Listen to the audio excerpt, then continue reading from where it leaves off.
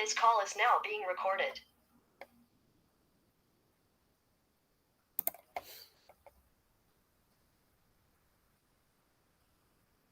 Tá ótimo, Vitor. Então, deixa eu mexer aqui. Então, só para a gente finalizar essa parte de máscara solar, vou mostrar mais alguns exemplos para vocês, tá? Nessa aula que eu fui mostrando, comecei a mostrar na semana passada para vocês, tinham vários exemplos que eu vou deixar disponível. Não vou analisar todos, mas é bacana para vocês irem olhando, tá? A gente tinha visto esse daqui, né? Que era um brise horizontal, e aí, nesse caso, a gente pegava o ângulo alfa. Então, só lembrando, quando a gente coloca, né? O que a gente tem que fazer para ver a máscara solar? Lembrando o passo a passo.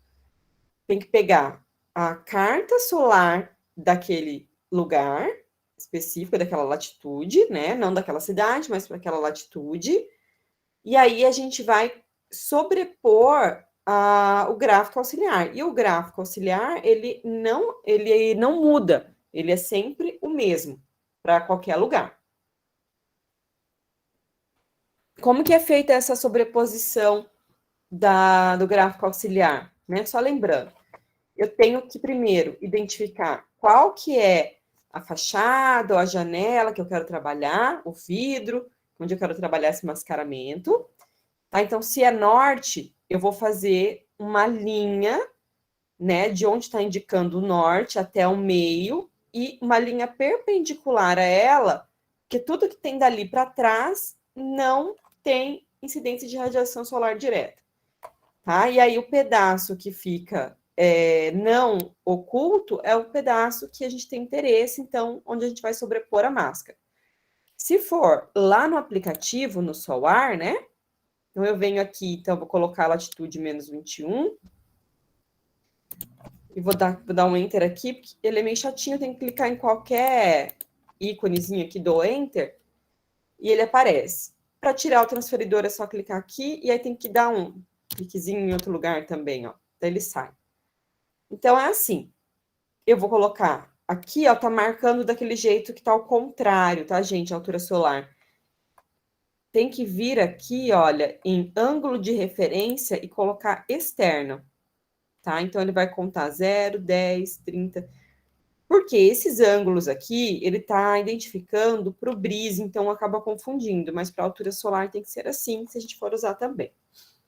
E aí eu venho aqui, na orientação, eu coloco quantos graus que eu tenho que rotacionar para colocar o meu transferidor. Então, aqui, na verdade, é como se fosse o azimuth da minha orientação. Se a gente for pensar assim, a orientação da fachada, da janela é norte, então são 0 graus. Se a orientação for leste, então é 90. Se for sudeste, é entre 90 e 80, né? Então vai ser 135, tá? E assim por diante. Então, por exemplo, ó, eu vou ligar aqui o transferidor, igual eu falei, se a orientação for sudoeste, 135. Aí ele não faz nada, né? Eu dou um cliquezinho aqui em algum outro lugar, ó. Aí ele aparece, tá? E aí, olha como que fica a sobreposição do gráfico auxiliar. Porque o que tem daqui para trás de onde está sobreposto o gráfico não tem importância, tá? Só tem importância essa parte aqui onde está o gráfico auxiliar. Então, no exemplo ali que eu estava vendo, era norte, então, 0 graus aqui. Então, enterzinho, que daí ele fica certo, ó, tá? Do norte. Bom, então esse exemplo eu tinha mostrado para vocês na aula, tá aqui. E aí nós tínhamos, lembrando, né? A gente vai identificar qual que é o período de insolação crítica. Nesse caso, daí a gente identifica isso na carta solar antes do transferidor, né? Nesse caso aqui em específico, a gente tinha escolhido das 9 às 15 horas, começando no dia 20 de outubro até o dia 23 de fevereiro. tá? Então, todo esse período que vai desses meses e dentro desses horários, eu quero que não tenha insolação, quero mascarar a minha abertura, né? Como se a pessoa que estivesse olhando daquela janela, daquela abertura, não visse o sol direto. Lembra que tinha aquele olhinho? Então, é isso que significa. E aí, sobrepondo a carta, a gente tem lá, só voltando naquela figurinha, nessa, acho que é essa daqui que é melhor. Os ângulos que fazem esse desenho aqui, mais horizontal, são ângulos alfa, que são associados aos brises horizontais, né? E esses aqui que fazem essa linha, essa amarela aqui, correspondem aos ângulos beta, que correspondem aos brises verticais. E essas aqui, que estão em verde, que não aparecem, inclusive, no gráfico auxiliar ali no aplicativo, né? Mas a gente consegue ir chutando, ele corresponde a, que é o gama, a delimitação na fachada, tá? Então, quando que é uma delimitação de continuidade, a gente fala que se não tem essa delimitação aqui, esse brise é um brise infinito, quer dizer, ele não tem fim, né? Ele vai até onde der, vamos dizer assim. Então, lá a gente tinha visto que, nesse caso, quando a gente sobrepõe o gráfico, é mais interessante, né, a gente selecionar um ângulo alfa. E aí, o que queria dizer isso, né? Olha, da linha aqui perpendicular para trás, já estava tudo mascarado, porque não tinha incidência de radiação solar direta aqui. E dessa linha para baixo da linha do ângulo alfa, que a gente selecionou que seria para um brise horizontal, para baixo, né?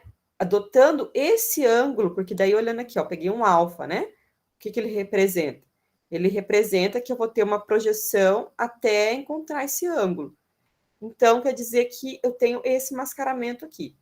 Inclusive, nesse caso, o mascaramento ficou maior do que eu queria, porque ele não está mascarando só das 9 às 15 horas. Ele também está mascarando, se eu pegar aqui, ó, no dia 21 de... Tá tampando, né? De março, tá certo, 21 de março. Se eu pegar às 8 horas, ó, é que não é, né? Esse dia. 20 de fevereiro, 20... não tá certo. Ele acaba que ele tá mascarando mais do que precisaria, tá? Das 8 horas, das 7 horas. E eu só queria das 9 às 15 horas, tá? E aí, por isso que a gente seleciona esse ângulo gama. Então, nesse caso, nesse nosso gráfico auxiliar, não aparece bonitinho todos esses ângulos. Mas a gente pode ir chutando, assim, para ver até o que vai dar, né? Se eu colocar um ângulo que ele seleciona aqui, ó. Então, quanto maior for esse ângulo, como é um brise horizontal, mais ele vai ficar pequeno, né? Se for imaginar. Quanto menor, quanto menos, conforme a gente for diminuindo esse ângulo, o que vai acontecendo? O brise ele vai ficando cada vez mais largo. Ver se vocês conseguem. Vou fazer um esqueminha aqui. Então, ele está mostrando ali, né? Ó. Tem, por exemplo, a janela aqui. Olhando de frente, né? E esse ângulo, ele está delimitado aqui, ó. Tipo, com o chão aqui. Não tem o chão, né? Mas com o alinhamento da nossa abertura. Então, ó. Tá aqui.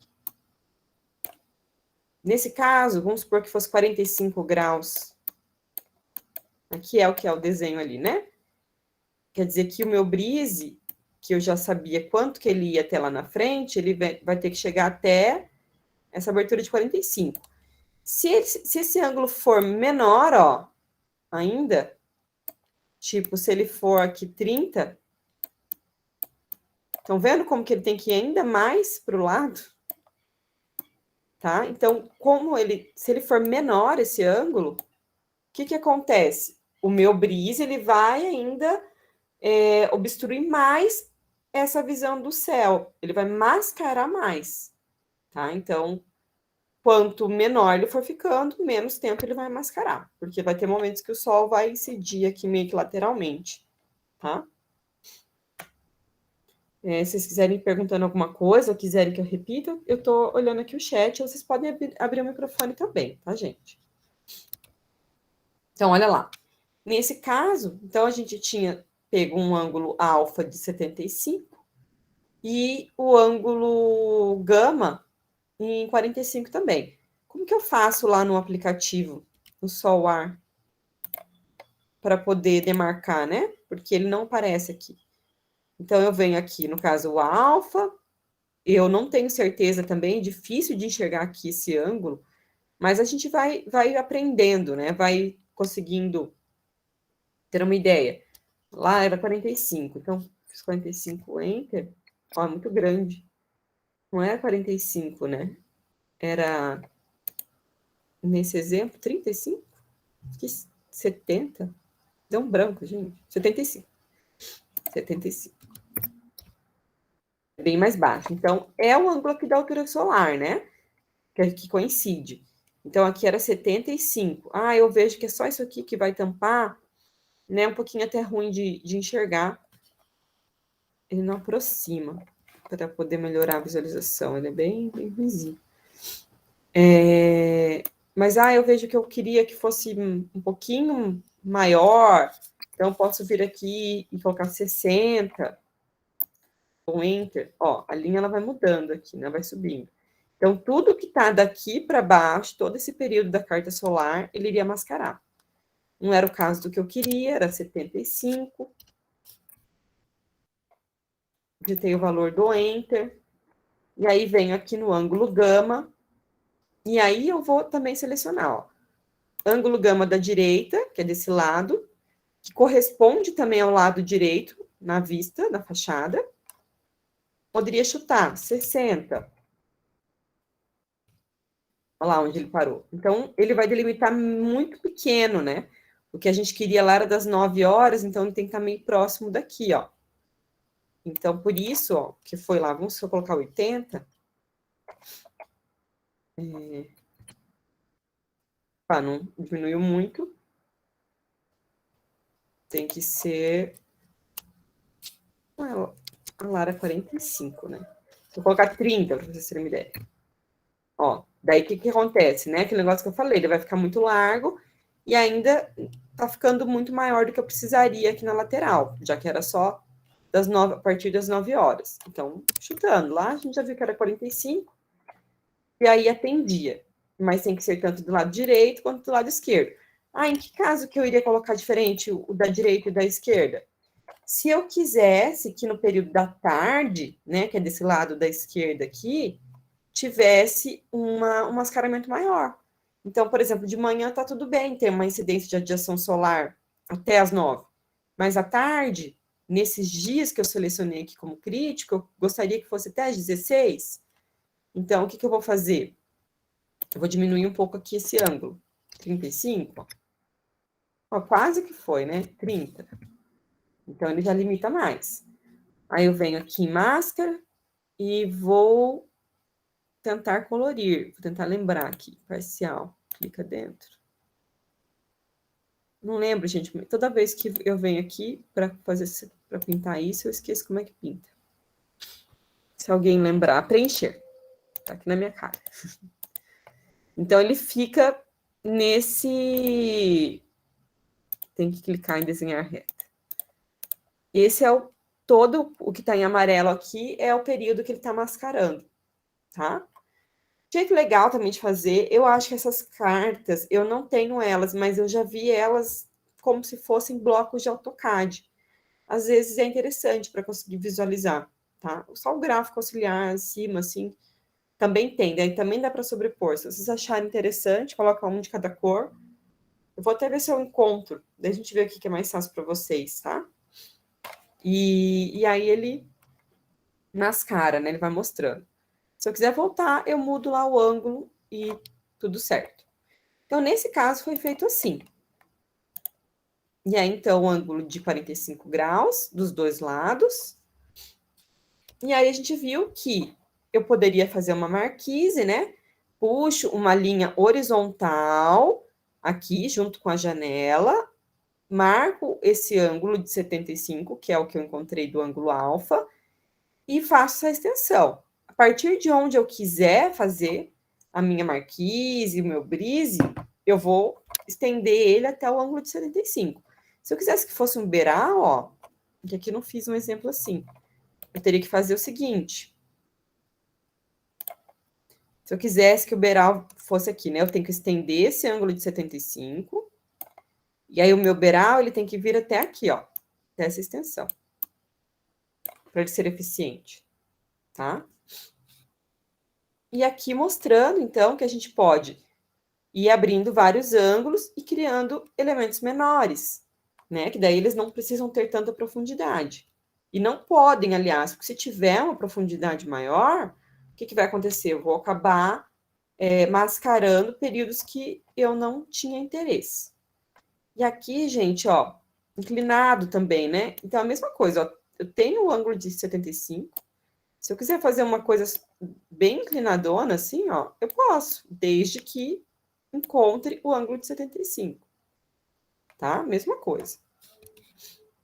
Aqui, várias linhas, né? Tá um pouco ruim de enxergar, mas várias inclinadinhas.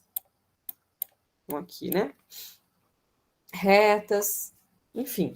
E aí, a mesma coisa olhando na vista frontal, né? Estendo essa linha, abro os ângulos de 45, que é até onde vai chegar ali a minha lâminazinha, né, do brise. Aqui mostrando mais perto. Tá? Aí aqui um outro exemplo, né? Abertura para fachada noroeste.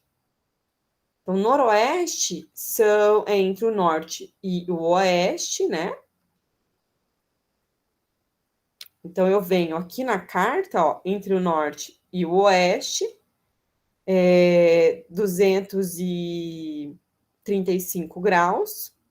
Opa, 335 graus, aqui, nesse pontinho. Vou ligar até o meio ali da minha carta e faço uma linha que a gente chama de normal a ela, que é uma linha perpendicular. E aí a gente sabe que tudo que tem, né, supondo que aqui esteja a janela onde eu quero fazer o mascaramento, tudo que tá aqui para trás dessa linha, se a minha janela é noroeste, para esse caso específico, né, latitude de 24, tudo que tá aqui para trás já está mascarado. Então, lembrando mais da análise da carta solar em si, tudo que tá para lá, ó, não, nem tenho que me preocupar.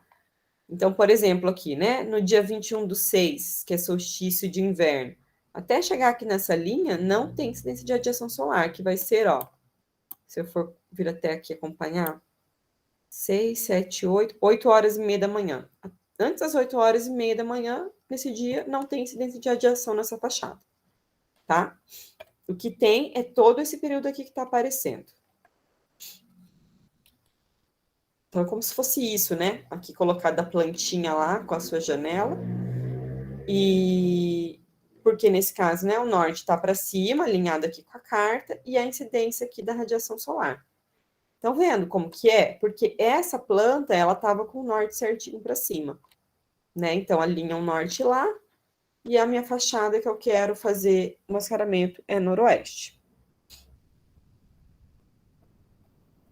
Qual que é o próximo passo? Depois que eu fiz isso, né, já sei qual que é a fachada, já identifiquei, já peguei na carta solar, né, que é a correspondente à latitude de onde eu quero. A gente precisa delimitar qual é o período crítico, qual que é o período que eu quero fazer um mascaramento. Então, eu poderia, por exemplo, falar que todo período da tarde eu quero mascarar. Só que vocês vão ver que é muito difícil, tá? Normalmente, quando a gente quiser fazer um período muito grande, a gente vai acabar caindo no brise que ele fecha praticamente toda a janela. Então, o ângulo vai dar muito grande, né? Ou muito pequeno, dependendo de como que é feita a leitura aqui.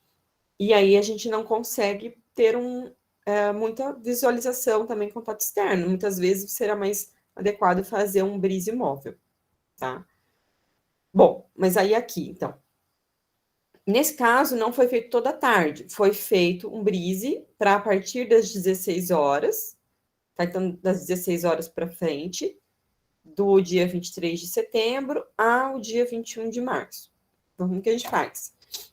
Eu venho aqui na carta, né? Eu olho dia 21 de março, 23 de setembro, são a mesma linha, porque corresponde ao mesmo movimento aparente.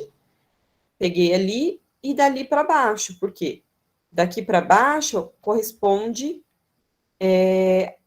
a sempre, poderia pegar, né? Se fossem todos os horários, tudo daqui para baixo. Corresponde ao intervalo de 23 de setembro, 20 de outubro, 22 de novembro, dezembro, janeiro, fevereiro, até chegar dia 21 de março.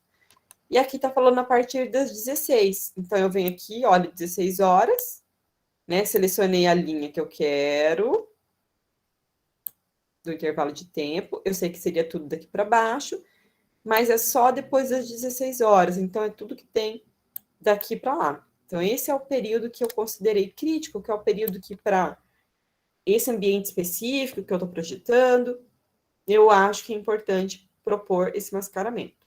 Tá? Feito isso, aí a gente vai sobrepor o gráfico auxiliar. Então, olha lá. Vou fazer com vocês lá no aplicativo. Tá aqui, né? Vou limpar todas essas coisas aqui.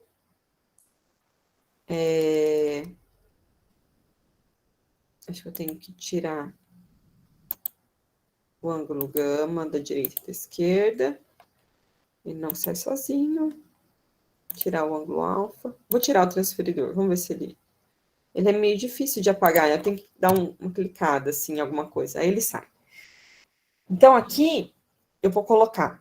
Continua sendo latitude... Ah, aqui era menos 23, para esse exemplo, por exemplo. Ligo o transferidor. E a orientação é noroeste. Então, 330... Não, 380... Tá certo, 335. Deixa eu dar um enter. Não, não tá nada certo. Calma, gente. 380 menos 45, tá? 360, ó, meu Deus. Tá vendo, gente? Tô bem, não. 315. 315 graus. Podem me corrigir, tá, gente? Meio grog, porque esse negócio de estar meio resfriado. Nossa. Na hora de calcular as coisas aqui, tá dando uma... Tô meio devagar. Podem me corrigir se eu falar alguma coisa errada. Mais essa parte de cálculo aqui. Então, 315. Então, é daqui que está vindo, né? Esse é o lugar que a gente coloca o gráfico auxiliar do jeitinho que está aqui. Deixa eu só lembrar aqui qual que foi o período das 4 horas, né? Então, dessa forma. Mas voltando só lá na análise primeiro. Ó. Então, selecionei aqui, depois que eu coloquei o gráfico auxiliar, olhando para esse pedacinho que está demarcado, né? Olha, o que a gente faz? A gente vai pensar, será que se eu pegar um ângulo alfa, ó, o que o ângulo alfa faria? Ele iria ocultar, mascarar tudo que tem dali para baixo dele, certo? Não tem nenhum que eu vou conseguir pegar um ângulo alfa que eu vou conseguir ocultar esse pedacinho aqui. Só se eu for pegar um ângulo alfa zero para dar certo. E o que é um ângulo alfa zero? Ó, ele é marcado aqui. Ele vai ser um que o brise vai para o infinito e além, né? Não é o caso aqui para gente, não é interessante.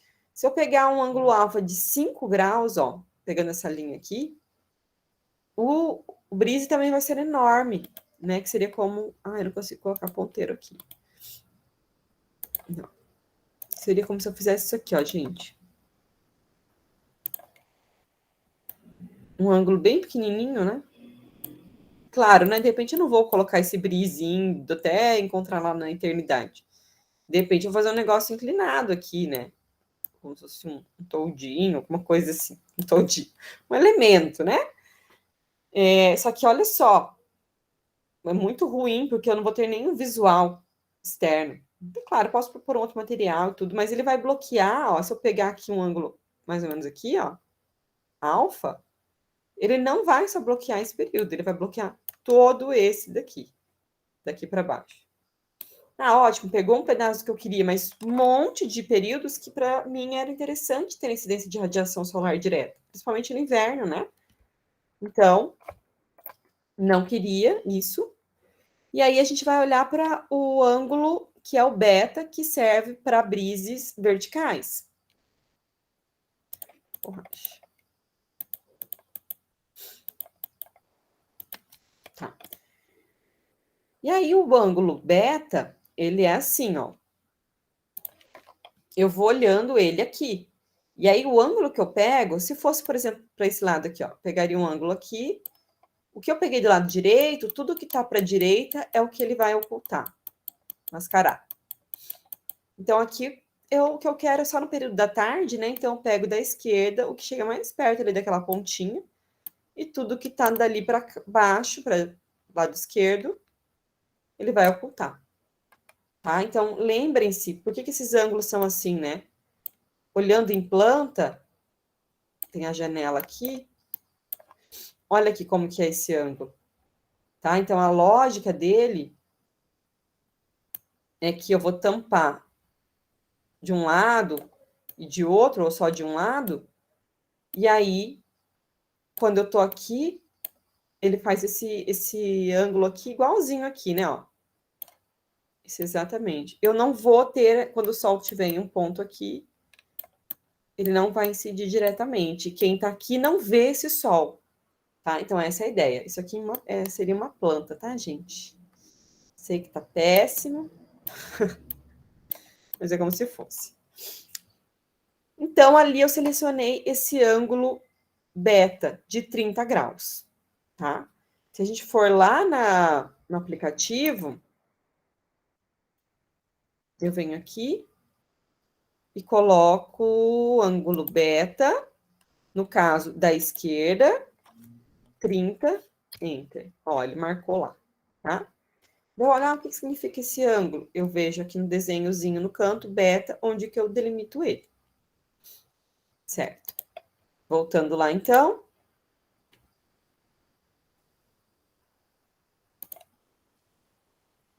Então, toda essa área cinza aqui é uma área que vai estar mascarada. E aí, então, 30 graus, né, que foi selecionado. Olha como é que fica. Então, estão vendo aqui, ó, posicionada a planta, alinhado com a carta? Esse ângulo aqui é exatamente o ângulo que eu vou transferir para minha planta. Claro que quando a gente vai desenhar, não precisa colocar desse jeito. Aqui é só para vocês entenderem o que ele representa. Eu posso só olhar ali no cantinho da minha carta e fazer essa marcação, né? Entendendo aonde que eu tenho que marcar esse ângulo. Ah, eu não sei aonde que eu leio que isso aqui é 30, né? Isso que é um pouquinho complicado. Mas a gente lê aqui, ó, aqui em cima, na informação do azimuth, na verdade. A gente pode, se vocês não conseguirem ler, posso só ir chutando aqui, ó, 60.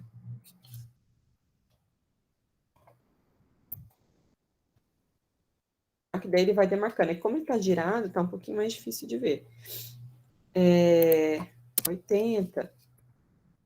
Ó, quanto maior, ele mais vai se aproximando ali de cima.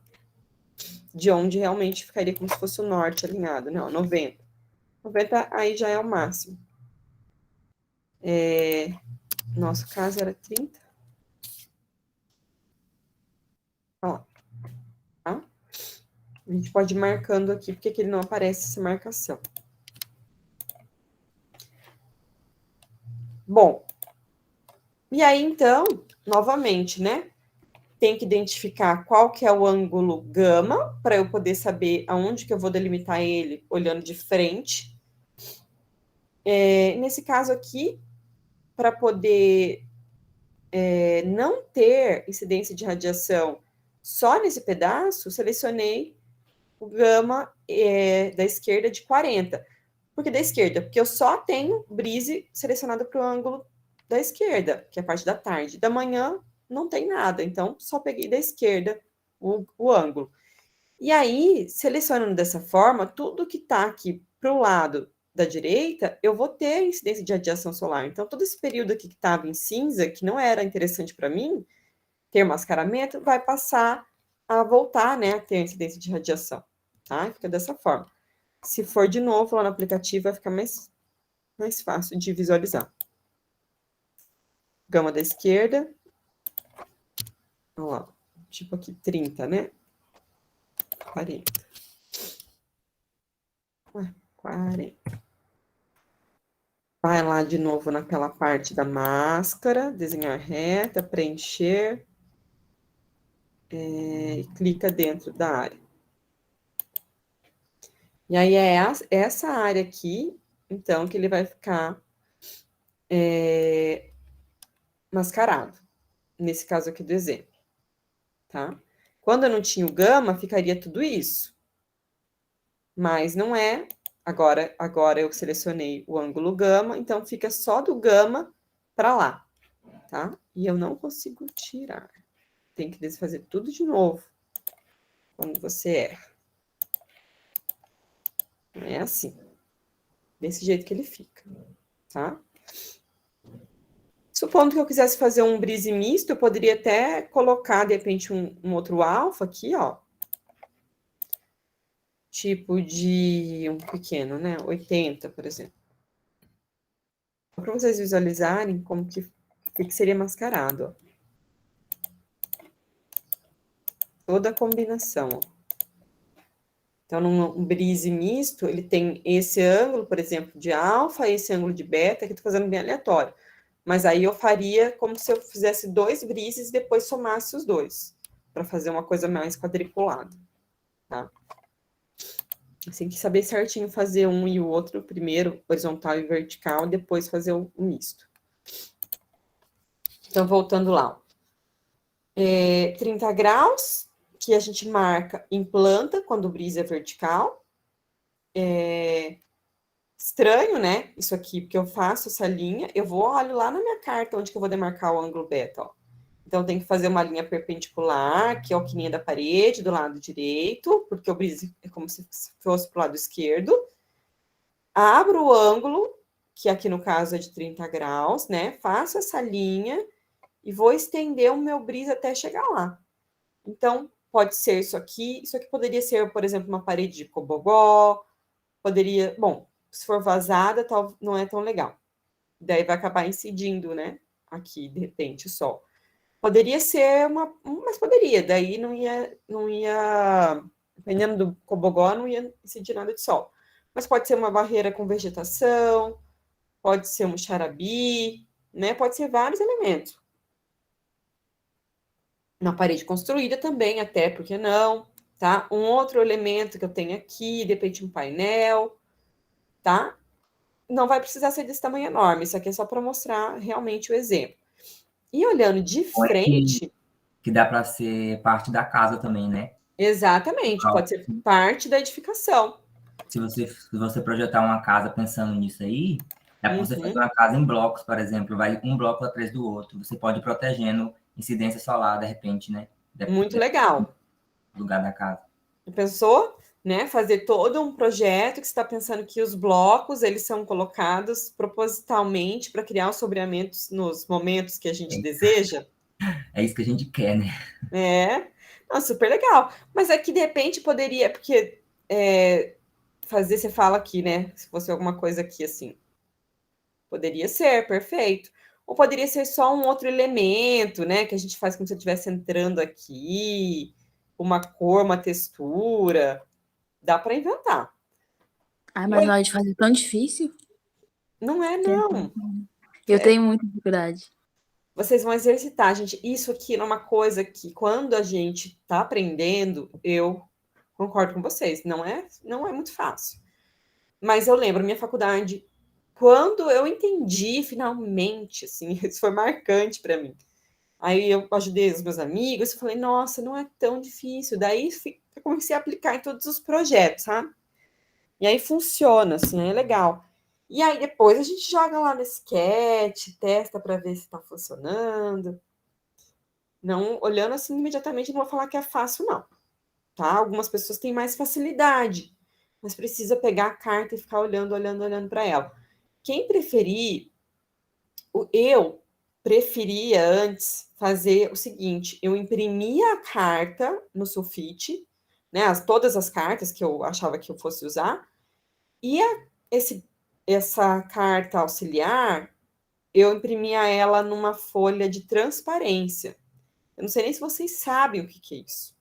Eu vou levar a minha para vocês verem, se vocês acham mais fácil usar desse jeito. De repente, eu posso tentar imprimir em algum lugar. Eu não sei se em jardins fazem isso. Não é uma coisa cara, só que simplesmente não se usa mais. Vocês já viram um retroprojetor? Que tem um papel transparente? Um papel não, plástico.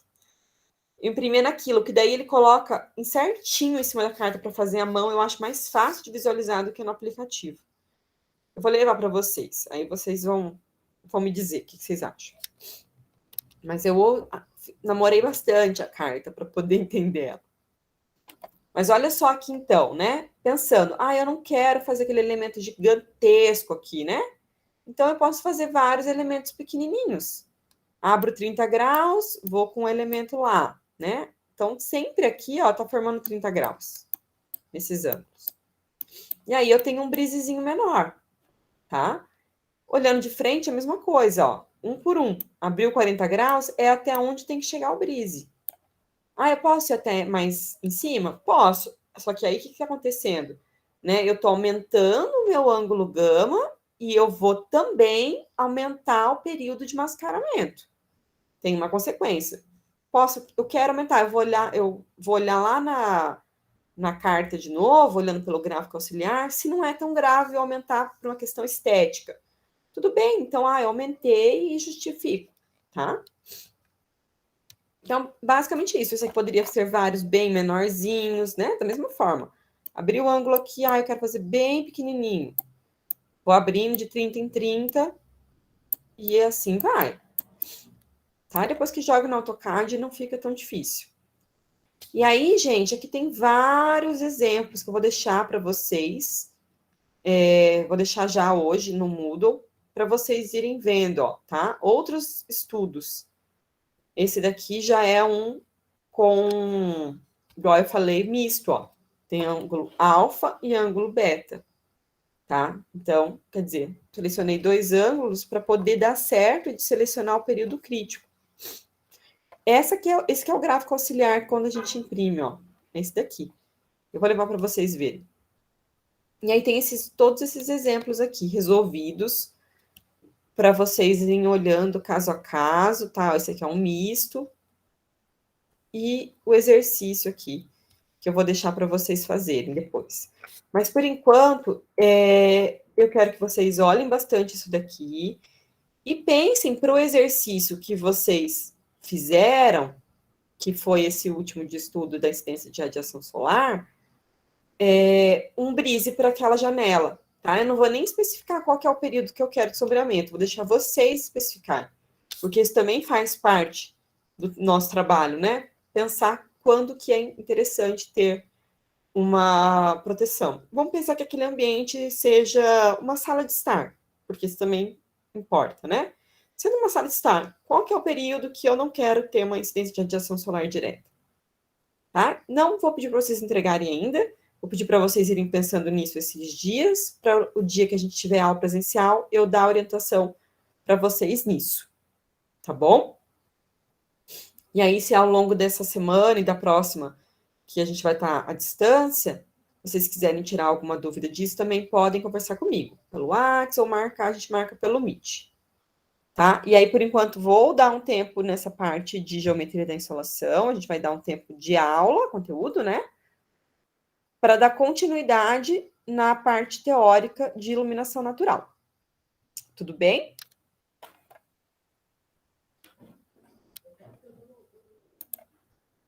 Vocês estão aí? Tá. Entrei aqui para ver, falei, aconteceu alguma coisa. Silêncio. Então, tá bom. Então, obrigada, gente. As outras partes são mais fáceis, eu vou falar para vocês, tá? É bem mais tranquilo. Eu acho que a parte mais trabalhosa é essa de mascaramento solar. E depois, agora, a gente vai partir para estudar mais a questão das aberturas, entender a lógica. Na próxima aula eu vou mostrar um softwarezinho que calcula essa iluminação, que é bacana. Tem alguns conceitos diferentes, mais para a próxima aula, hoje não. E ventilação, os cálculos são mais simples, não é nada muito complexo, tá? Então, para vocês ficarem mais tranquilos. Por isso que eu vou voltar nessa parte do Breeze aí presencialmente, que eu acho que vou precisar passar um por um mesmo de vocês, olhando com calma, tá? Bom, vamos lá então. Sistemas de iluminação natural. A gente tinha visto lá naquela aula que eu passei para vocês que o Sol ele faz um caminho, né, grande até chegar dentro da edificação. Tem diversos elementos. Muitas vezes a gente pensa que é só o vidro, é só a janela, ou é só um elemento que eu coloco ali. Não, tem um monte de outras questões, o próprio entorno, o parapeito, né, a espessura, a dimensão da minha abertura, tudo isso, sem contar a orientação, que vão influenciar em como que essa iluminação vai incidir no interior da edificação. E que também vai influenciar na escolha do meu sistema. Que tipo de iluminação que eu vou optar para minha edificação, né?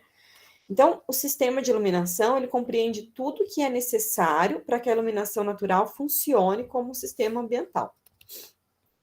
Com aberturas, com meio transparente, dispositivos de controle da insolação, né? O que são esses dispositivos? O Breeze, por exemplo, a vegetação, esse elemento de mascaramento, de uma forma geral.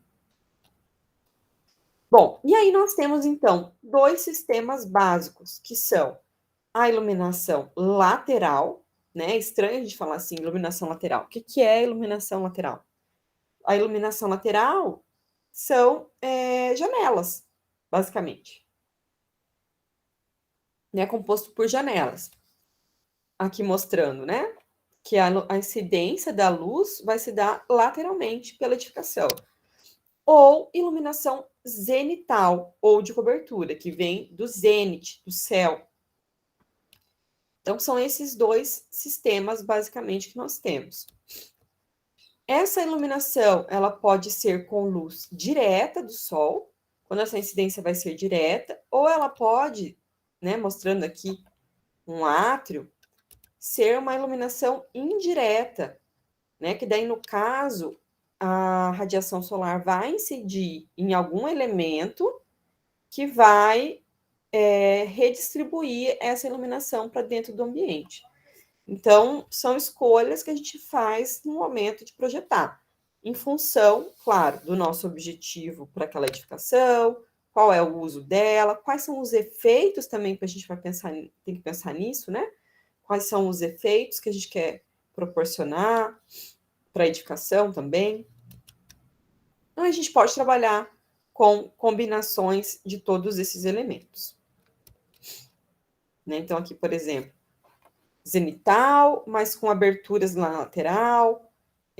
Aqui esse sistema que até vocês comentaram comigo, né, da casa da professora Cibele, de prateleira de luz, que vai ter uma incidência direta em algum momento, mas indireta em outro. É lateral, mas também poderia ser zenital. Tá? Então, o conceito e sistema de iluminação natural mais adequado, a gente já tinha visto isso, né? A gente tem que levar em consideração a quantidade de luz necessária para o ambiente, o caráter dessa luz, sua direcionalidade, né? Qual é a direção que vem, quais são os contrastes produzidos, né? A gente falou sobre isso, que é importante se produzir contrastes. Mas os aspectos de configuração geral da edificação. Onde ela está, qual é o programa de necessidades, qual é a legislação, isso é muito importante, e exigências de clientes e usuários. Então, são coisas que nós temos que combinar, né? A questão de conforto, de entender também questão estética, quando a gente fala de contraste, tem esse aspecto, e também entrar no que é obrigatório, naquilo que eu preciso fazer para realmente aquele espaço funcionar, né, de acordo com as exigências do lugar. Importante, Envoltório da edificação, né? Porque muitas vezes vai aparecer essa palavra, envoltório da edificação. O que que ele é? Ele é como se fosse um filtro através do qual a luz natural chega ao espaço interno.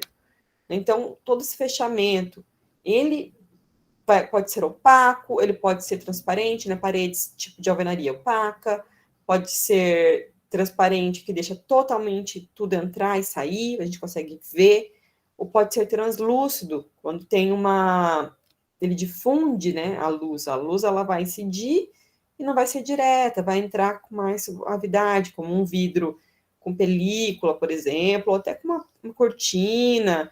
A própria vegetação também ela faz isso, né? Então, a gente tem que tratar essa envoltória considerando que ela é como um filtro para como essa luz incide na edificação. Para que se possa aproveitar ao máximo os benefícios da iluminação natural na concepção dos ambientes, é necessário um bom conhecimento do comportamento da luz, tanto no espaço como no contato com os materiais. Vamos lá aos sistemas, né? Que eu falei para vocês, que podem ser laterais ou zenitais, que permitem a passagem da luz para o interior do edifício. E as superfícies da edificação vão atuar como protetores e refletores, né? Eles vão barrar ou vão refletir essa iluminação para fora ou para dentro. Elas modelam e distribuem a luz natural internamente. Quais são as vantagens da gente utilizar, né? Ou as características da iluminação zenital? Então, por que motivo eu optaria por trabalhar com iluminação zenital? Vocês conseguem pensar alguma coisa? Se puderem escrever aí para mim. Por que é mais interessante eu escolher um sistema de iluminação zenital, né, que está em cima da edificação?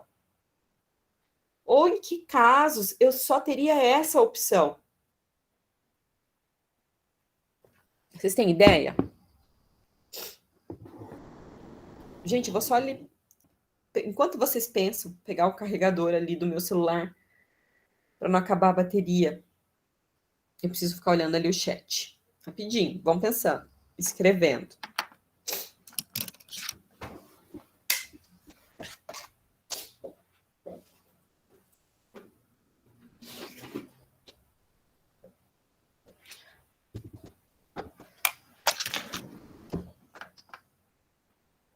Voltei. Nenhuma ideia? É econômico. Econômico em que sentido será, Fabrina? Será que quais sistemas que a gente pode citar de iluminação zenital? O que vem na mente de vocês? Uma abóboda? Eu vou mostrar, eu vou falar quais são. Mas é quando a luz está vindo da parte superior. Será que é mais barato se construir o sistema assim? Do que colocar janelas?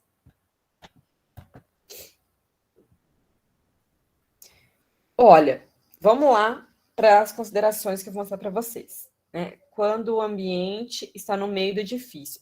Eu acho que isso é uma boa razão, Victor.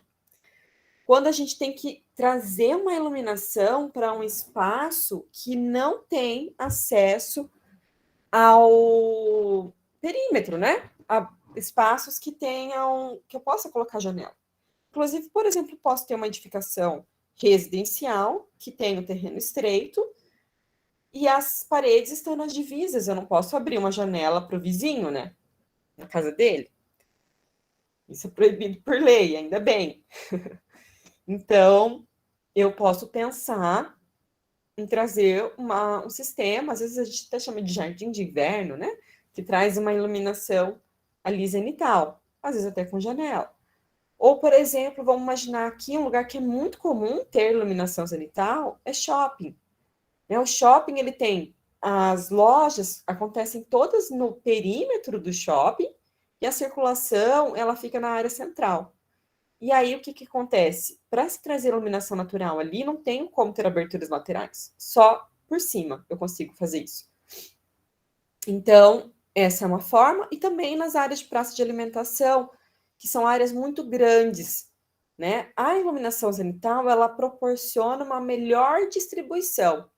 Vocês conseguem visualizar isso, de que quando a gente tem uma iluminação que vem pela janela, ela tem áreas que trazem muita incidência, uma maior, e áreas que praticamente não tem, né, que ficam sem iluminação. Quanto mais distante estiver da janela, menos iluminado vai ser esse espaço. Isso que eu ia falar da distribuição. É bem melhor distribuído, né? Exatamente. Bem melhor distribuído. Vai depender de como que tá essa iluminação zenital, mas de uma forma geral é bem melhor. Tá? Então, ó, possui maior uniformidade de distribuição da luz em relação à iluminação lateral. As aberturas estão distribuídas uniformemente, né, em geral, pela área da cobertura, que tem suas projeções paralelas ao plano de utilização ou de trabalho. Ah, entendi o que você quis dizer. Então, inclusive, né, como ela tem uma uniformidade maior, ela pode ser interessante nesse sentido de economia de energia, de iluminação artificial. Isso mesmo. Por ela ser mais uniforme. Perfeito.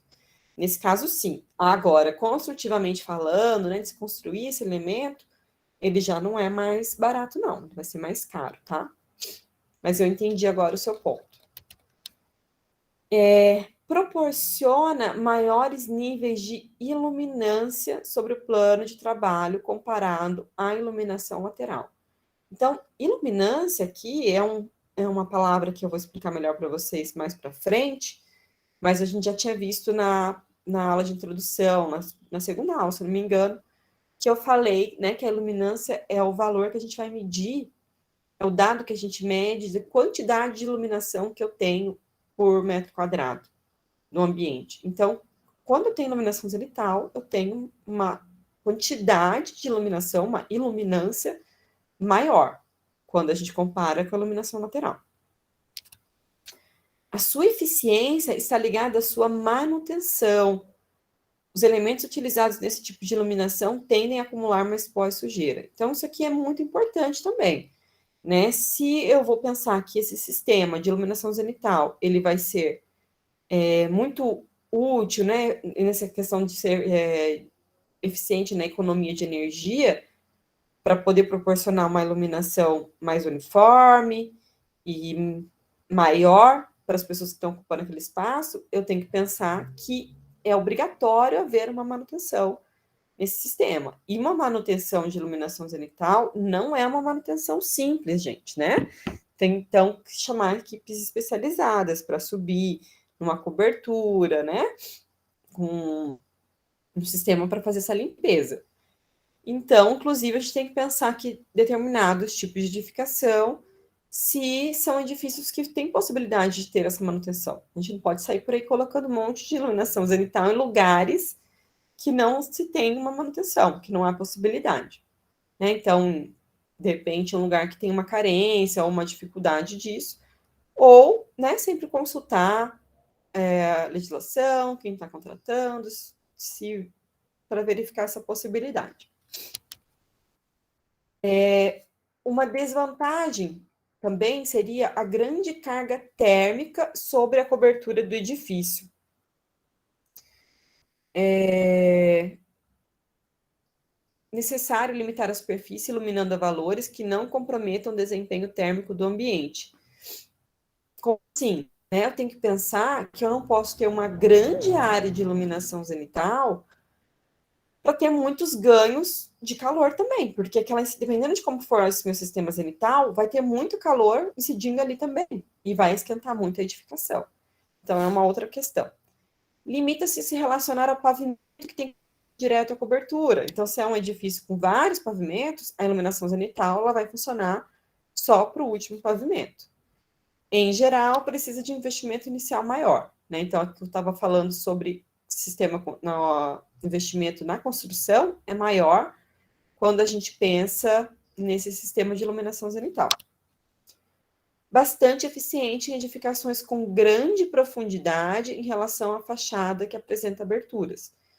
Então, em lugares que tem muita profundidade e só tem, igual eu falei, por exemplo, uma edificação mesmo, que tem um terreno estreito, que as divisas estão coladas nas edificações laterais, eu vou ter janela só lá na frente e no fundo. É muito ruim, as áreas do meio ali, elas ficam com uma deficiência de iluminação. Então, é interessante utilizar também esse sistema. Historicamente, esse sistema de iluminação zenital foi mais utilizado em duas situações. Em edificações industriais, né? Então, as edificações industriais é que utilizavam muito os sheds, né? Essa imagem aqui ela não é muito boa, mas eu vou mostrar depois o que é o shed. Porque é um sistema que proporciona uma iluminação adequada, interessante, e que a gente consegue fazer com que essa iluminação não seja direta, seja uma iluminação indireta, dependendo da orientação dele. E também, historicamente, a iluminação zenital ela foi muito utilizada em grandes espaços, como estações de transporte, né? Estações de trem, ferrovias, rodovias, aeroportos, e também em átrios de edificações residenciais, comerciais, institucionais, e como, por exemplo, igrejas, né, principalmente, como uma estratégia de valorização do espaço. Então, a gente faz muita associação de abóbada com igrejas, né, porque tem aquela coisa da história da arquitetura que a gente estuda, de que essa iluminação do céu fazia com que as pessoas se aproximassem mais de Deus, né, da conexão com o céu. Então, foi muito utilizado em edifícios religiosos. Então, quais são os tipos de sistemas de iluminação zenital? Os sheds, que eu falei para vocês, que é um sistema que é bem interessante, foi muito utilizado inicialmente em edifícios industriais. Ele utiliza a superfície inclinada que o compõe para refletir a luminosidade para o interior do ambiente. Então, normalmente, aqui ele é um modelinho um pouquinho diferente, ele é arredondado, mas ele poderia ser reto aqui, né? E ele tem essa outra superfície aqui retinha. Tem um outro desenho aqui, ó.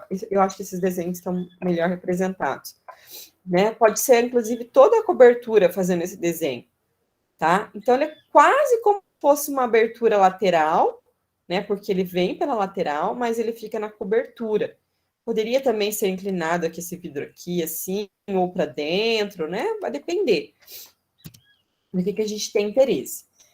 Então, só voltando, é um sistema tradicionalmente empregado em edifícios amplos, que possuem grandes áreas cobertas e requerem iluminação e ventilação pela cobertura.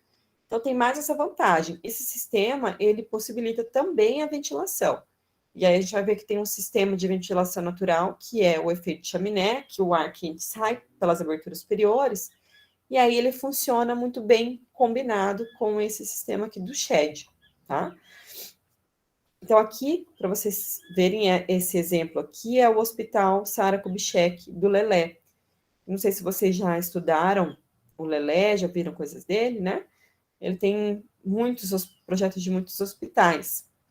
E ele utiliza bastante um conceito de trazer esses elementos naturais para dentro das edificações hospitalares. Então, ele usa muito shed para ter iluminação natural dentro dos hospitais. Se a gente pensa em hospital, muito comum, os hospitais praticamente não terem iluminação natural, né? Tem as janelas dos quartos, que legal. Tem as janelas dos quartos, muitas vezes também essas janelas não são muito eficientes, e as áreas de circulação não são áreas que costumam ser muito iluminadas. Então, o projeto do Lelé normalmente traz muito esses elementos.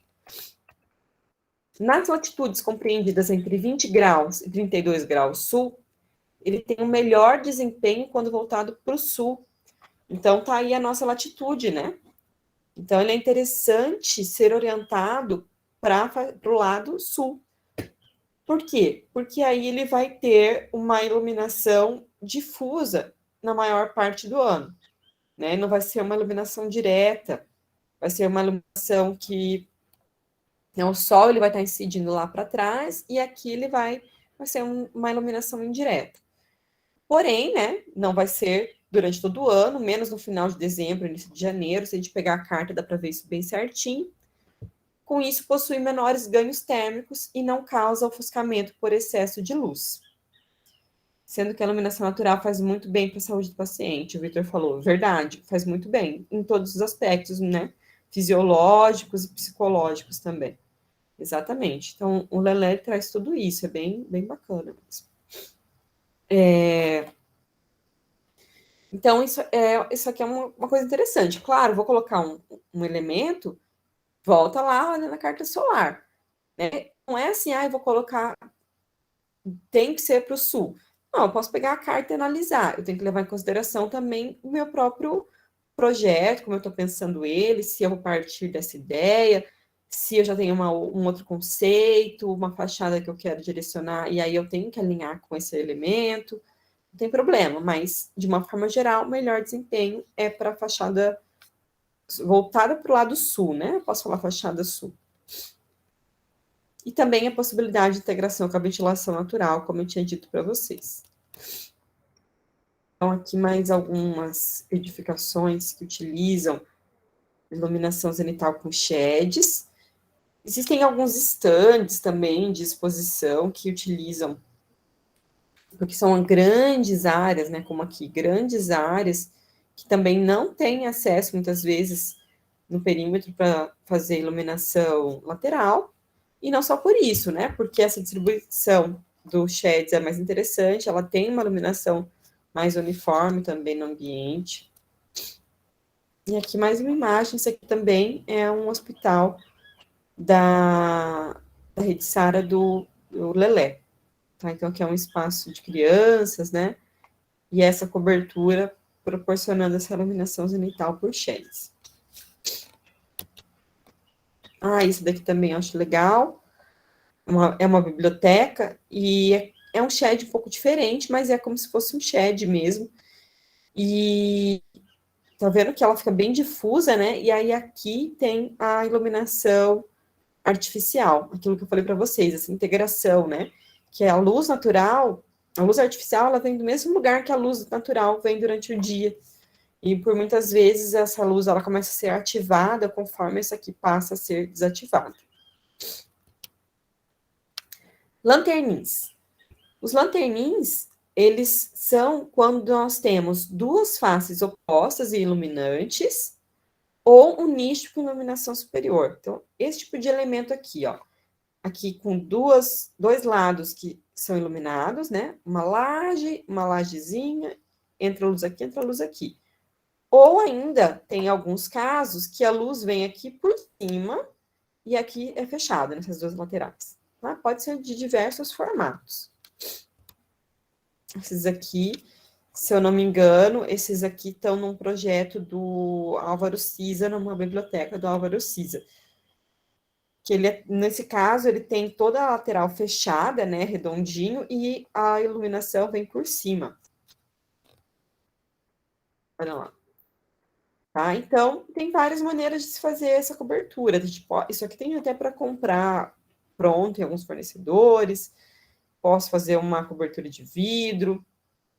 Posso fazer de policarbonato. Lembrando que isso aqui também a manutenção não é muito simples, né? Eu fui uma vez em um museu que uma parte da visitação de área de exposição estava no subsolo. E aí ele tinha esses lanternins dando para o nível das pessoas que estavam chegando, né, no museu. E aí eles eram mais altos e tinha água aqui, então era um espelho d'água com os lanternins saindo, assim. É bem, bem engraçado, bem, bem bacana. E, particularmente, eu acho que para lugares que a gente tem que tomar um cuidado com o ganho de calor, talvez seja mais interessante fazer esses lanternins com aberturas nas laterais, né? Talvez não seja tão simples de fazer construtivamente, não é tão simples, mas eles podem ser mais eficientes para evitar os ganhos de calor, como aqui que vem, né, uma luz e uma radiação direta nessa parte superior. Essa daqui é a mesma que eu tinha mostrado antes, a biblioteca do Álvaro Siza. E aí, mais uma vez, percebe que praticamente não tem ponto de iluminação artificial aqui, né? Então, vem aqui a incidência de iluminação natural, e a iluminação artificial, ela pode estar integrada aqui, né? A gente tem um sistema aqui dentro, para que quando eu não tenho mais iluminação natural disponível, eu passe a ter uma que acione, né, automaticamente, por automação, essa iluminação artificial. É isso que eu escrevi aqui. Uma solução legal, eu gosto também. Claraboias, então as claraboias são bem conhecidas, né? Nossas, a gente ouve falar mais. Elas proporcionam maiores níveis de iluminância nos planos de trabalho, mas, por outro lado, geram ganhos térmicos consideráveis. Então, tenho bastante iluminação e tenho, né, que pode ser bom, mas também pode ser ruim, porque pode causar ofuscamento. O que é ofuscamento? Né? Quando tem um ganho, um excesso de iluminância tão forte que atrapalha o desenvolvimento das atividades naquele lugar. Então, pode ser bom, porque essa iluminância pode ser interessante, mas pode ser ruim, pensando-se que os ganhos de calor podem ser muito elevados. E eles devem ser utilizados em conjunto com elementos de sombreamento. Então, também pode ser conhecido como teto com dupla inclinação, tá? Quando é desse jeito aqui, fazendo tipo umas piramidezinhas. Aqui tá plano, né, nessa representação, aqui nessa outra, fazendo esse telhadinho. O tipo de superfície desses elementos faz com que apresentem a necessidade de grande manutenção, pois a tendência é de que a sujeira se acumule. Então, realmente, né, esse tipo de caso aqui, se chove, por exemplo, quando é plano, assim, a sujeira vai acabar ficando acumulada ali, não vai escoar, né? Mesmo que só a chuva ela não é suficiente para limpar esse tipo de superfície, mesmo que fosse inclinada. Mas é importante a gente pensar nisso, né, quando estiver trabalhando com edificações em que não existe uma manutenção suficiente. Aqui, né? E é bem bonito, né, se a gente for pensar. E é interessante pensar que essas claraboias, elas podem ser colocadas, por exemplo, né, se a gente tiver interesse em colocar na nossa região, por exemplo, que é uma região que não é muito interessante ter muitos ganhos de calor, em lugares que não são lugares de permanência, que são locais de circulação. Claro, vai ter um ganho de calor, mas não vai proporcionar ofuscamento nas pessoas que estão ali permanentemente. Né? Só um local de circulação, então é interessante. E também muito interessante de ser utilizado naqueles lugares em que é importante ter ganho de calor, porque ela vai proporcionar isso. É um ganho de calor passivo. Quer dizer que não requer o uso de energia elétrica para ter ganho de calor na edificação. Né? Se fosse uma estufa mesmo. É bem interessante. E aqui os tetos com dupla inclinação. Né? Até esse daqui tem uma aberturinha aqui para o Papai Noel. Só que não, né, gente? Eu não sei. Essa abertura aqui, eu acho que ela não serve para ventilação, tá? Porque não é muito funcional. Nem para se abrir ela, que é muito alta, né? E nem para deixar aberta mesmo. Eu acredito que seja para manutenção, tá? Essa abertura nesse exemplo específico. Em geral, elas não são uma abertura. E aí, nós temos também as cúpulas ou os domos, né? As abóbadas. Então, uma cúpula ou um domo é uma abóbada hemisférica ou esferoide, que também proporciona grandes níveis de iluminância nos planos de trabalho e geram ganhos térmicos consideráveis. Então, são elementos que eles têm um apelo estético muito forte, né? Então, eles são muito interessantes arquitetonicamente falando. Porém, eles não são tão interessantes quando a gente pensa em questão de conforto. Então, aqui, por exemplo, essa cúpula, ela está no Museu não sei se é arte moderna, de arte contemporânea, é o Guggenheim de Nova York. Essa área aqui, então, aqui são vários pavimentos e as exposições, elas estão todas no perímetro. É uma área de circulação aqui no meio, não é uma área que as pessoas ficam paradas. Lá não é um lugar muito quente, né? É um lugar que tem temperaturas mais baixas. E ele funciona para iluminar praticamente toda a área de circulação e centro ali, né, desse museu. Todo o átrio do museu é iluminado por essa cúpula. Então, fica muito interessante, inclusive arquitetonicamente falando. E tem esses efeitos nos espaços internos das edificações. Átrios. Então, átrio é um espaço central de uma edificação. Ele é aberto na cobertura, muito utilizado como estratégia de iluminação para captação de luz em edifícios com múltiplos andares. Tá? Então, nesse caso, qual a diferença, né? Porque ele não é... Ué.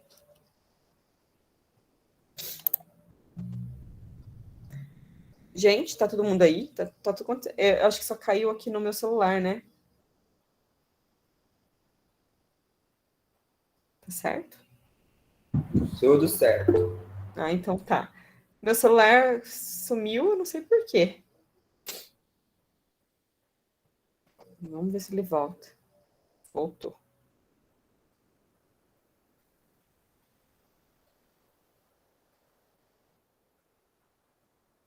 Pronto.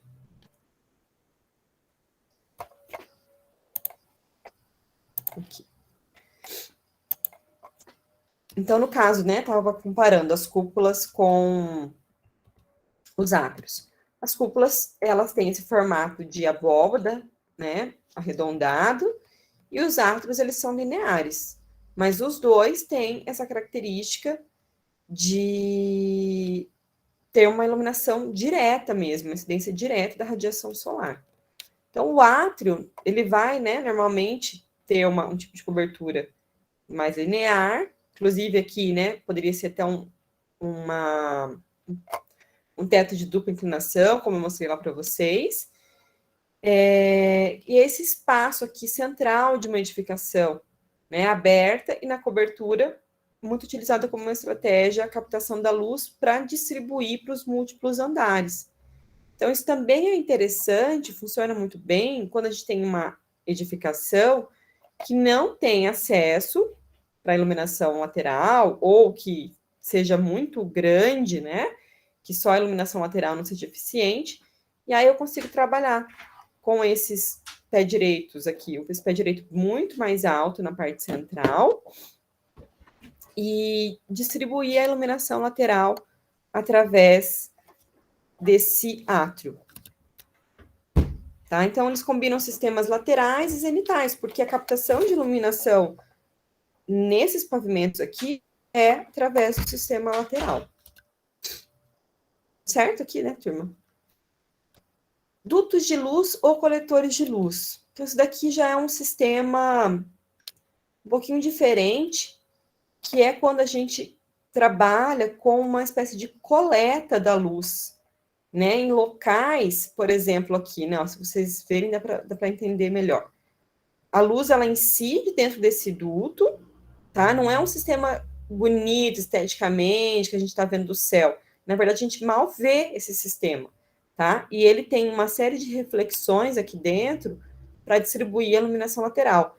Então, aqui, por exemplo, ó, esse espaço aqui embaixo, nesse último pavimento, que provavelmente não teria, né, esse espaço aqui, acesso à iluminação lateral, foi feito esse coletor, um duto mesmo, né, que tem aqui uma superfície, uma cobertura transparente.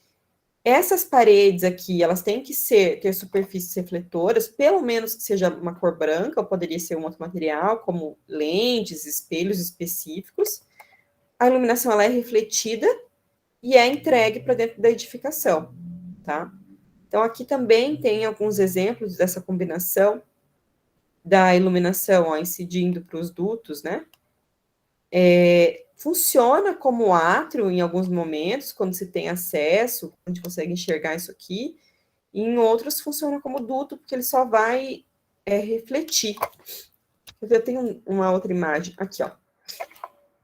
Né, aqui eu não conseguiria, tem toda uma cobertura escondendo, seria feita uma intervenção muito grande para poder instalar uma estrutura de iluminação zenital, e aí se instala esse elemento, né? Esteticamente, não é uma coisa muito bonita, porém, é um sistema funcional, caso precise trazer aqui uma iluminação lateral para dentro desse espaço.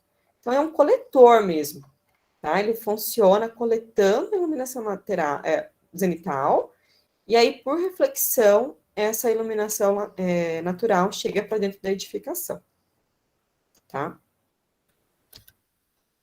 Então, considerações finais a respeito desses sistemas.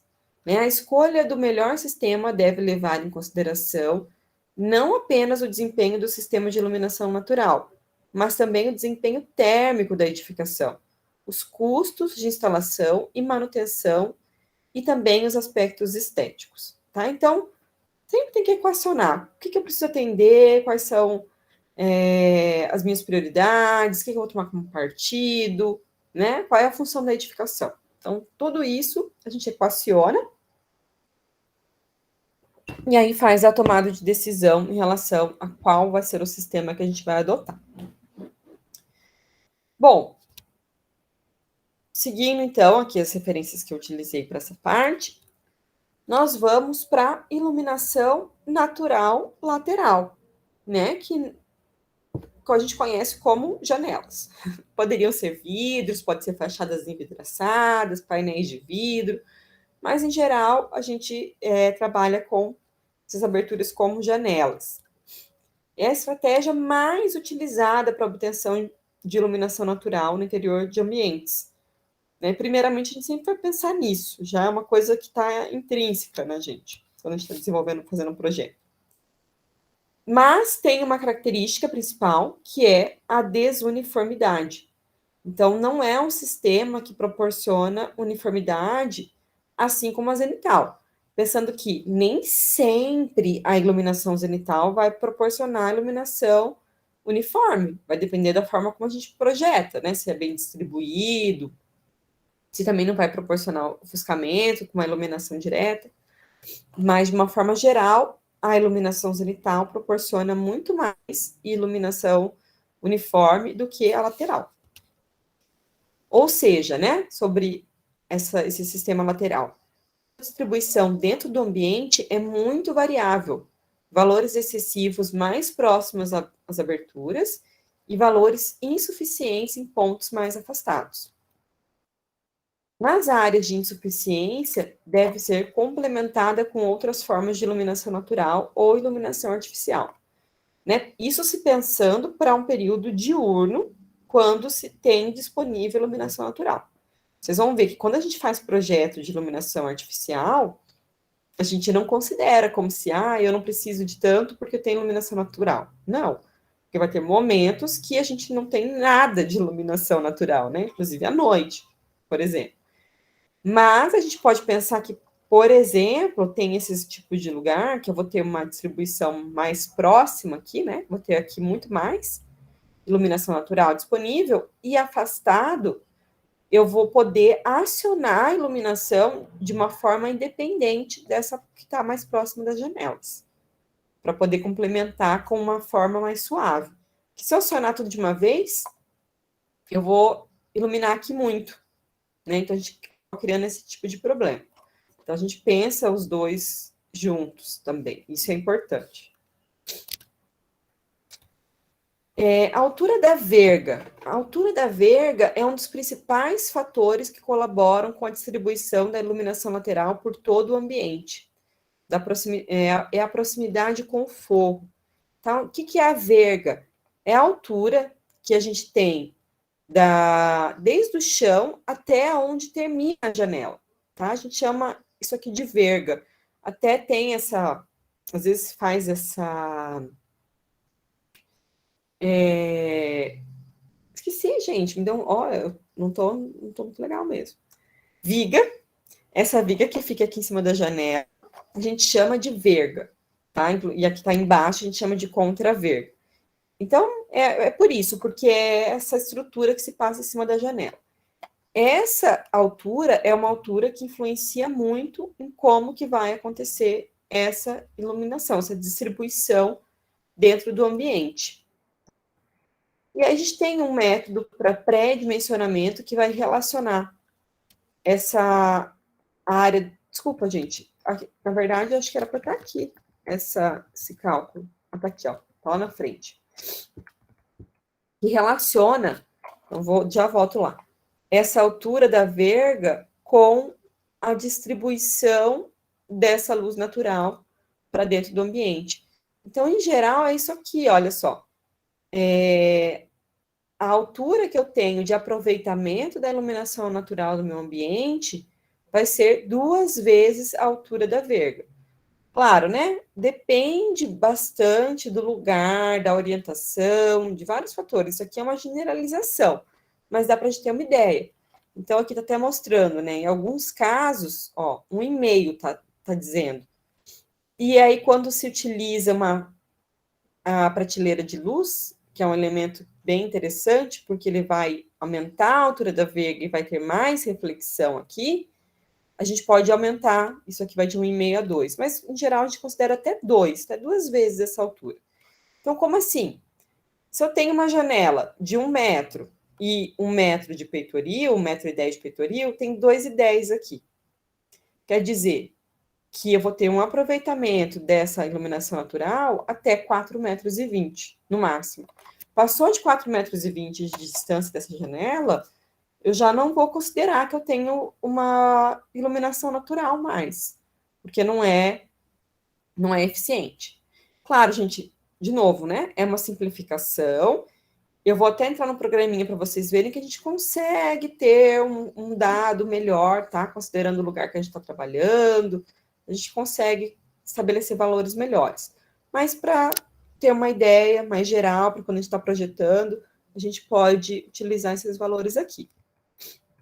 Então, além disso, voltando, né? A gente tem métodos para pré-dimensionar as janelas que relaciona a área do piso com a necessidade de área envidraçada. Então, esse cálculo ele é bastante útil para essas fases iniciais de projeto, principalmente para compartimentos com caráter laboral. Como assim, né? Caráter laboral. Que são áreas de permanência. Então, por exemplo, uma sala de aula, um escritório, né, uma biblioteca, espaços que as pessoas estão desenvolvendo uma atividade ali de trabalho, de estudo, são espaços que a gente precisa ter uma atenção em relação a essa quantidade de iluminação. Janelas amplas podem proporcionar níveis mais altos de iluminação natural e melhor vista para o exterior, mas também podem permitir maiores ganhos ou perdas de calor, né? Ganhos quando a gente tem a temperatura externa muito superior à interna, e perda de calor quando a temperatura externa é menor, que no caso pode ser lugares que eu precise ter uma retenção do calor, o que vai refletir no consumo de energia de edificações que são condicionadas artificialmente. Então, uma outra questão a se pensar também. Então, tem esse cálculozinho que eu mostrei para vocês. Além disso, a gente tem outras sugestões de pré-dimensionamento que estão na literatura. Eu até tive acesso a uma outra agora, essa semana, que eu não coloquei nessa aula, eu vou organizar ela para apresentar para vocês, vou colocar também, que é mais por latitude. Aqui, ele está dando assim, ó, orientação da abertura, né, quando é para norte e sul, sugerindo que seja de 15% essa superfície envidraçada, tá? Deve ser considerada a parede 0,80 metros acima do piso. Então, um peitoril aí de 80 centímetros pelo menos, e 15% da área do piso.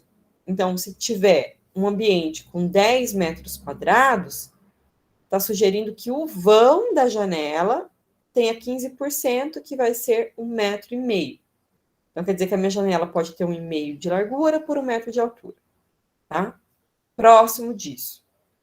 E sugerindo que para leste e oeste seja de 10%. Por quê, né? Leste e oeste, a gente viu que as alturas solares são mais baixas, é quando o sol está nascendo e quando o sol está se pondo.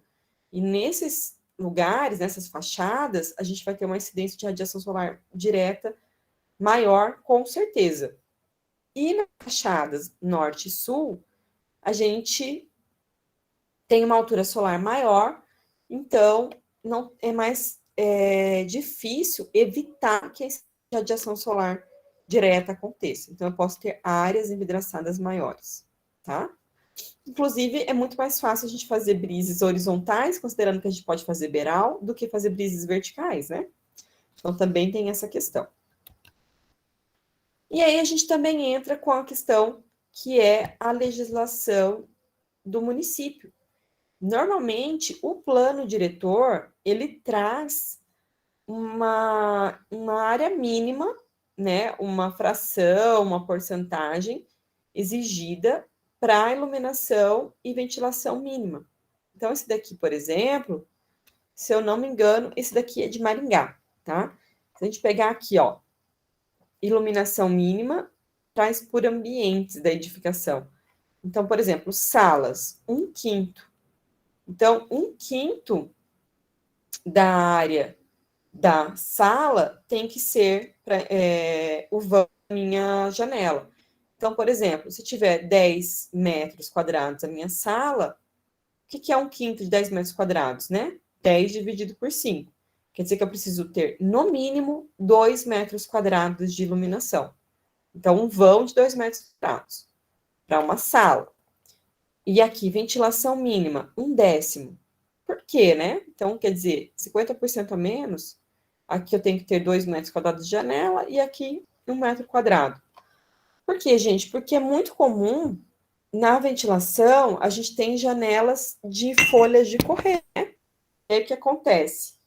A folha, quando ela abre, ela só abre 50% do vão. Então, a exigência já pensa nisso. Pensa que eu tenho que ter uma janela de 2 metros quadrados no mínimo e que pelo menos 1 metro quadrado tem que abrir para poder ter uma ventilação mínima. Depois a gente vai fazer alguns cálculos para ver se a gente vai chegar nesse valor aqui de ventilação também, para poder comparar, tá? E claro, cada município vai trazer informação diferente.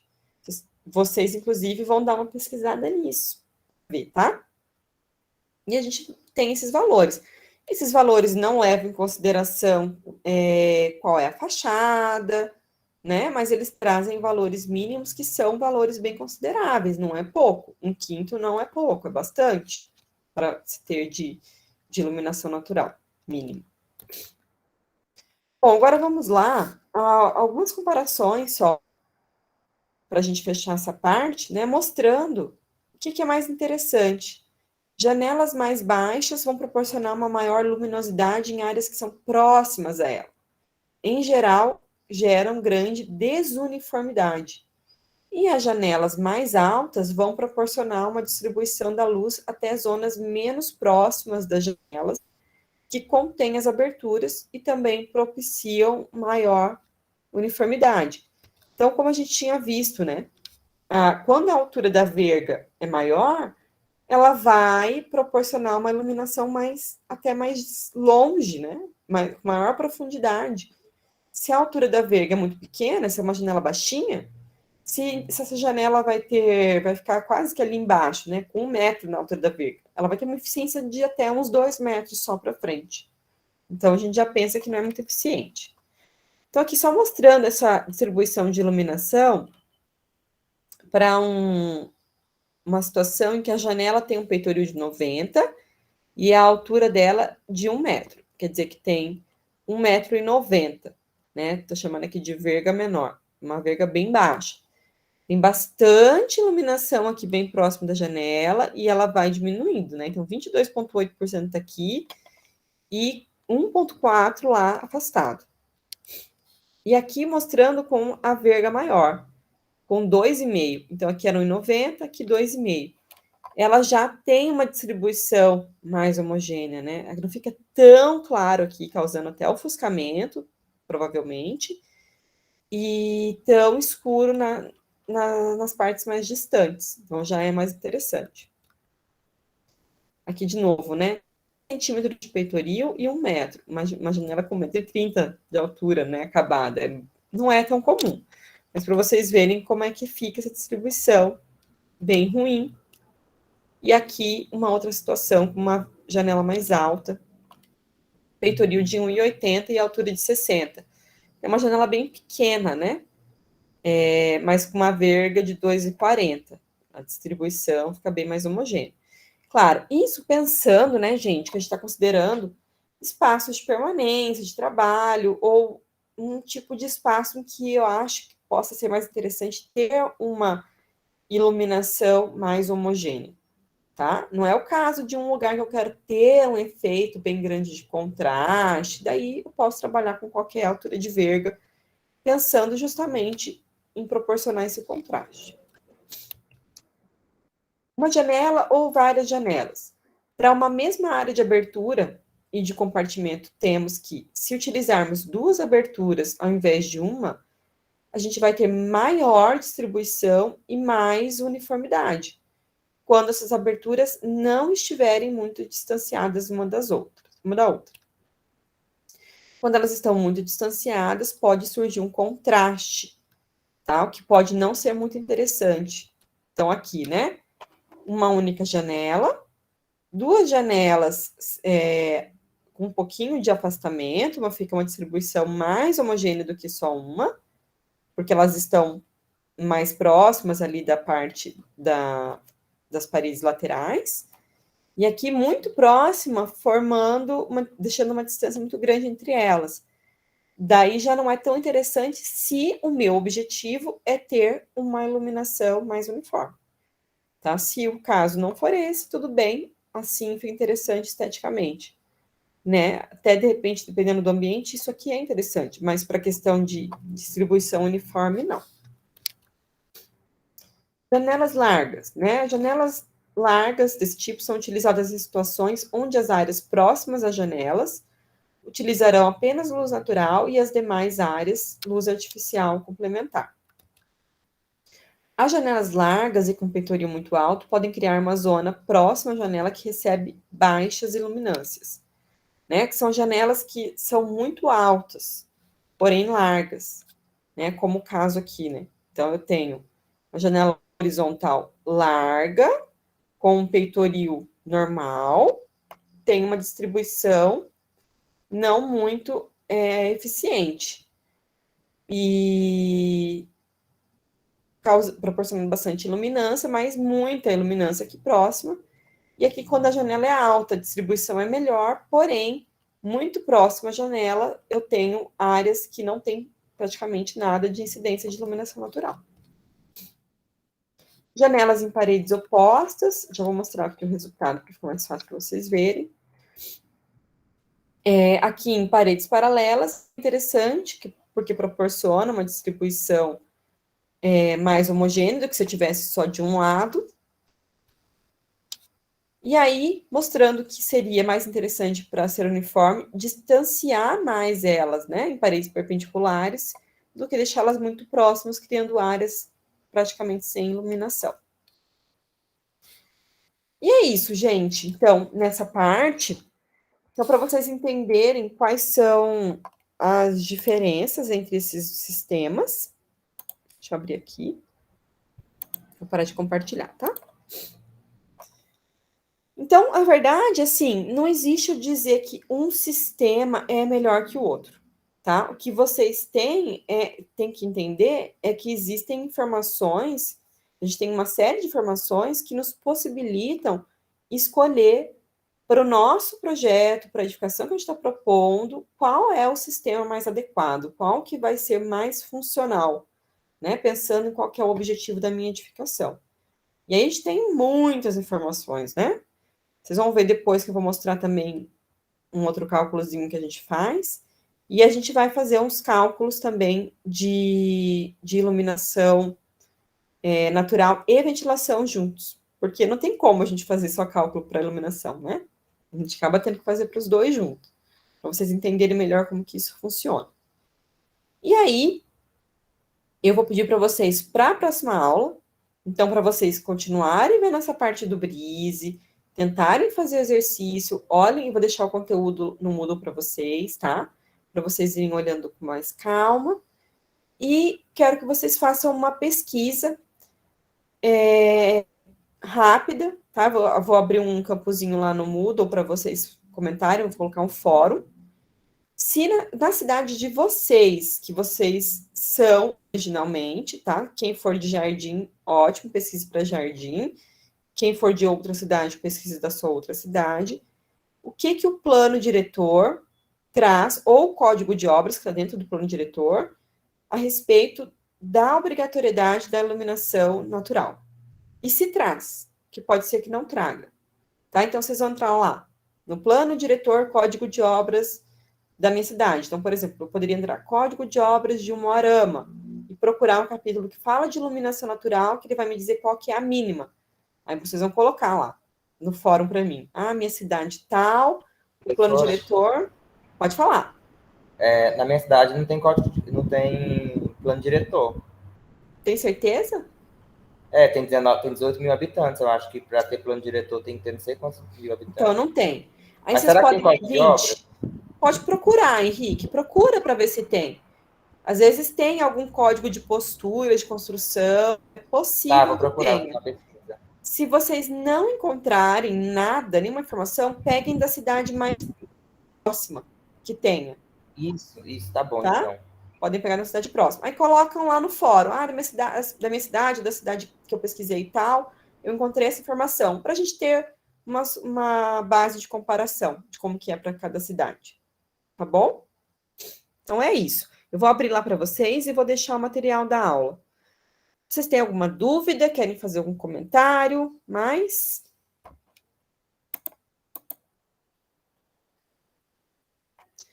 Certo? Então é isso, turma. Eu vou encerrar aqui a gravação. E aí, assim que eu tiver o vídeo,